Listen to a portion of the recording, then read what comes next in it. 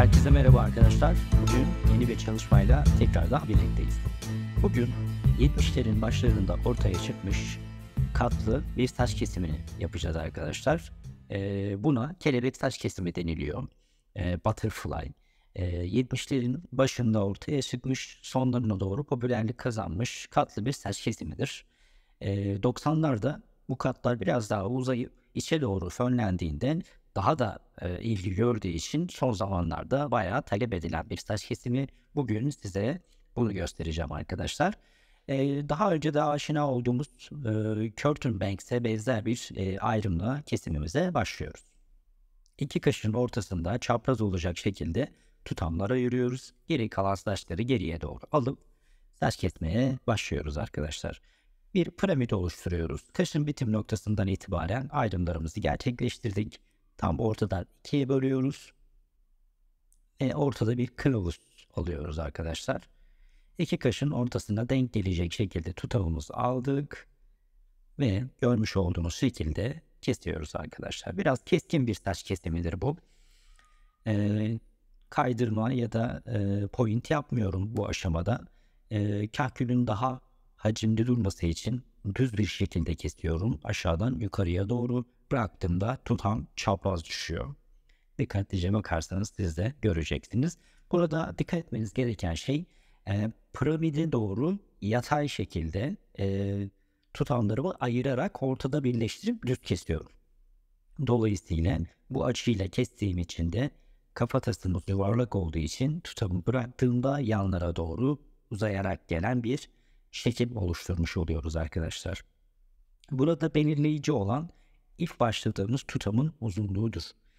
O yüzden bunu burun ve dudağın ortasına denk gelecek şekilde şu an hizaladım. Sizler de dilediğiniz gibi daha uzun ya da bir tık daha kısa yapabilirsiniz. Çok kısa olmamasına dikkat etmek gerekiyor. O zaman model başka bir şeye evriliyor.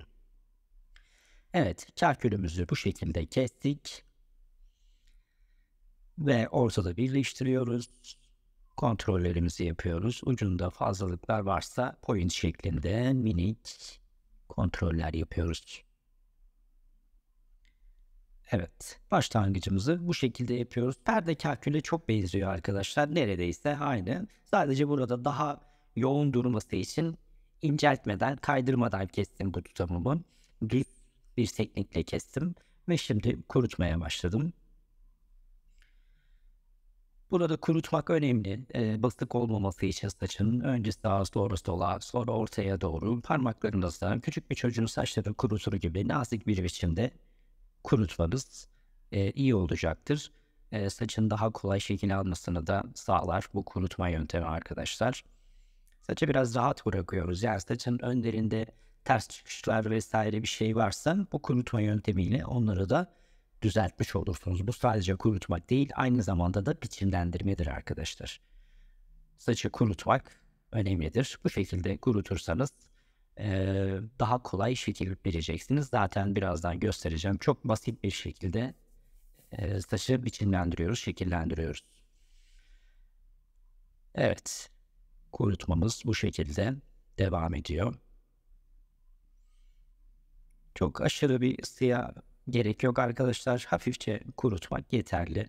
Hafif ısıda kurutmak yeterli. Fönünüzün ısısını düşürebilirsiniz. Evet. Hafif nemli bırakıyorum. Çok öyle kupkuru olmaması gerekiyor. Çünkü daha saça şekil vereceğiz. Çok kuru olursa şekil almakta zorlanacaktır. Evet. Saçı ortadan ikiye bölüyorum. İlk tutamı alıyorum ve fırçaya sarıyorum. Çok zor değil arkadaşlar. Çok basit. Fırçaya sardım, kuruttuktan sonra ısı veriyorum. Alttan ve üstten. Sardım, ısı veriyorum.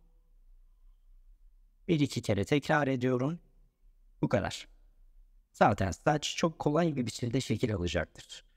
İkinci tutamı aldım. Sardım, ısı verdim. Bıraktım. Şimdi ikisini birleştiriyorum. Burası önemli.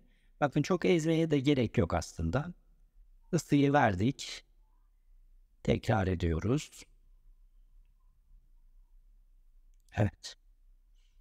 Saçın kalınlığına, gücüne göre bunu birkaç kere tekrar edebilirsiniz. En fazla üçüncüde şekil alacaktır. Saç zaten kolay şekil alır.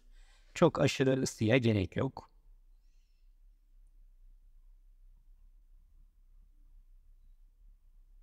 Evet. İçe doğru normal bir fön çekildi. Ekstra bir şey yok. Yaptıktan sonra arkaya doğru atıyorsunuz. Saçın doğal düşüşüne göre ayrılıyor zaten. Kesimde yapmış olduğumuz açılar saçın bu şekilde düşmesini sağlıyor. Evet, güzel bir modeldir. Anında bir değişim yaratır. Bakın elmacık kemiklerinin üzerine düşecek şekilde çapraz bir biçimde tutamlar uyumlu bir şekilde düşüyor. Ne kadar düz kesmiş olmama rağmen görüyorsunuz soft bir biçimde düşüyor tutamlar. Dilerseniz bunu biraz daha inceltebilirsiniz. Evet, şimdi kesimimizin diğer aşamasına geçiyoruz. Saçın önünü bu şekilde kestikten sonra kulağa doğru çapraz bir tutam ayırdık. Kahkülle birleştiriyoruz arkadaşlar. Burada kahkülü önce kesip fönlememizdeki amaç kılavuz oluşturmaktı. Saçın diğer bütün tutamlarını burada yaratmış olduğumuz kahkülün bitim noktasından aşağıya doğru bir hiza alıyoruz ve kesiyoruz arkadaşlar. Çapraz bu kulaktan çeneye doğru çapraz bir biçimde tutamları tutuyoruz ve kesiyoruz. Şimdi çok sert olmasına gerek yok. Kaydırma tekniğiyle de yapabilirsiniz. Ben bazı tutamlarda kaydırarak, bazı tutamlarda point yaparak kesiyorum. Mesela bu tutamı şu an kaydırarak keseceğim. Bakın. Bu şekilde de kesebilirsiniz. Buradaki amaç kahkülden sonraki tutamları çapraz bir biçimde aşağı doğru indirmektir arkadaşlar. Evet, makasımızın iç kısmıyla hafif hafif hem kaydırıp hem böyle hafif bir şekilde birleştirmeniz yeterli. Uzun kalan yerleri de point olarak düzenleyebilirsiniz. Evet, saç kesim bu şekilde devam ediyor. Yanlardan arkaya doğru gidiyoruz. Eğer tutamı kavramakta zorlanırsanız ikiye bölerek de kesebilirsiniz. Bakın arkadaşlar, kılavuzumuz kahkülün bitim noktası. Oradan itibaren aşağıya doğru kaydırarak kesiyoruz. Bu tutamı daha yukarı doğru kaldırıp keserseniz daha belirgin bir kelebek saç kesimi elde edersiniz ama yanları bayağı kısa olur. Dolayısıyla bu açı güzel bir açıdır. Hafif kaydırarak aşağı doğru indiriyoruz. Saçın arka tarafını da böldük. Burası çok önemli. Tarıyoruz. Kahkülün bitim noktasından birleştiriyoruz. Fazlalıkları çapraz bir biçimde hem kaydırıyoruz hem de kesiyoruz.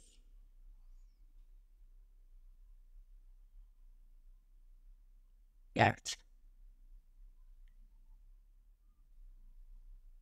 Diğer bölümü de aşağıya doğru indirdik.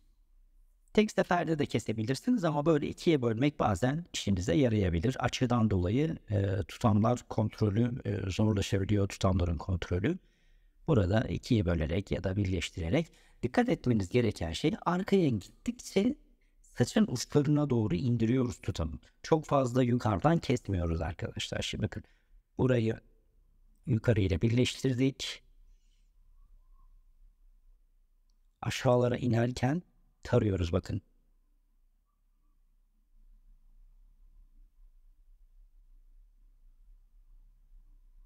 Yani bunu kaşa buruna doğru değil de daha çenenin alt kısmına inecek şekilde yapıyoruz. Yani saça aslında burada bir açı veriyoruz. Saçın bitiminde de zaten ne demek istediğimi anlayacaksınız fön çekildiğinde. Daha böyle yanlara doğru içe içe bir böyle kanat gibi bir stil oluşturuyoruz arkadaşlar. Evet, fazlalıkları alıyoruz. Bakın ense kısımları neredeyse hiç açı vermeden yukarıya doğru kaldırmadan kesiyorum. Görüyor musunuz? Düşüşüne göre diyebiliriz aslında. Biraz saçın o yanlara doğru düşüşüne göre birleştirme yapıyoruz.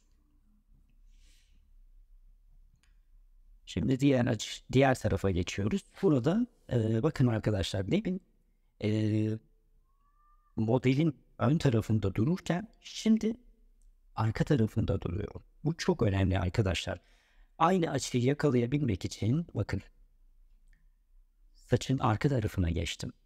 Aynı düşüşü sağlayabilmek için durduğunuz yer çok önemli arkadaşlar. Eğer saçı ön taraftan keserseniz makasınızı aşağıdan doğru vurmanız gerekir. Orada kaydırmayla alakalı problemler yaşayabilirsiniz. Ne yaptık? Diğer tarafta yukarıdan aşağı indik ya keserken. Bakın burada da aynısını yapıyorum ama benim durduğum yer değişti. Saçın arka tarafına geçti. Bu bana daha iyi bir kontrol sağlıyor.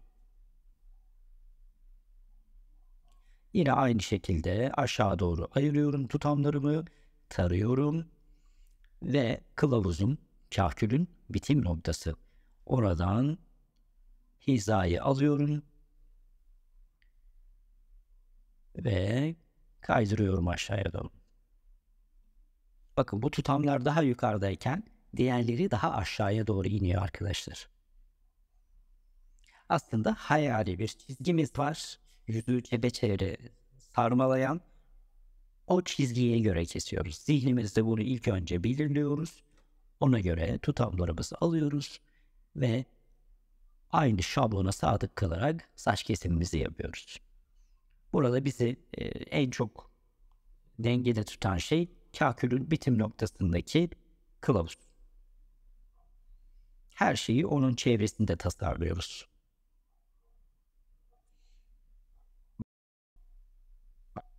Yani saçın arka tarafından tutamları alıyoruz ve düşüşüne göre altta birleştiriyoruz. Bakın şimdi saçın ön tarafına geçtim arkadaşlar. Burası önemli. Taradım çapraz bir biçimde. Bakın aşağıdan yukarıya doğru kesiyorum bu sefer. Durduğunuz yer makasla vuracağınız olayı belirliyor.